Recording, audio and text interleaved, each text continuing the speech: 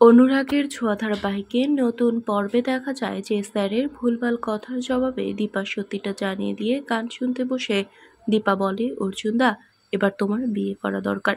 দেখো না এখানে কাউকে পছন্দ হয় কিনা। 100 বছর পূর্তি উপলক্ষে এই অনুষ্ঠানে স্কুলের শত বছরের সেরা মেধাবী শিক্ষার্থীদের মধ্যে সেরা সেরা ছিল দীপা অর্জুন। তাই তো তাদের দুজনকে একসাথে মঞ্চে রাখা হলো। জয় আর উর্মি খুব খুশি। খুশি সোনা ও রূপা।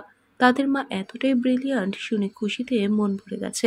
এবার তাদের ব্যাচ থেকে স্লোগান উঠেছে, দীপা অর্জুন। সবার অনুরোধে ডুয়েটও হলো। উর্মিকে এখনো বিউটি কুইন বলে ডাকে অর্জুন। উর্মি জানতে চায় কেন সে এখনো বিয়ে করেনি।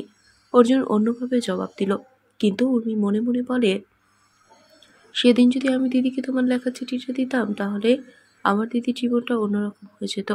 আজকের এই পরিস্থিতিতে পড়তে হতো না। সবাই কিন্তু অর্জুনকে পূর্বের সব কথা মনে করিয়ে দিয়ে বর্তমানটা জানতে চায়। সোনা ও রূপার জন্মদিন উপলক্ষে স্পেশাল আয়োজন করছে অর্জুন। ততক্ষণে সূর্য চলে এসেছে। ততক্ষণে প্রায় শেষ পর্যায়ে। সবাই মিলে সোনা রূপাকে নিয়ে ব্যস্ত। তাহলে কি এই অনুষ্ঠানে এসে দীপাকে ভুল বুঝে চলে যাবে সূর্য? বন্ধুরা, তোমাদের কি মনে হয়? এক্ষুনি একটি লাইক দিয়ে এবং কমেন্ট করে জানিয়ে দাও তোমাদের মতামত। ধন্যবাদ।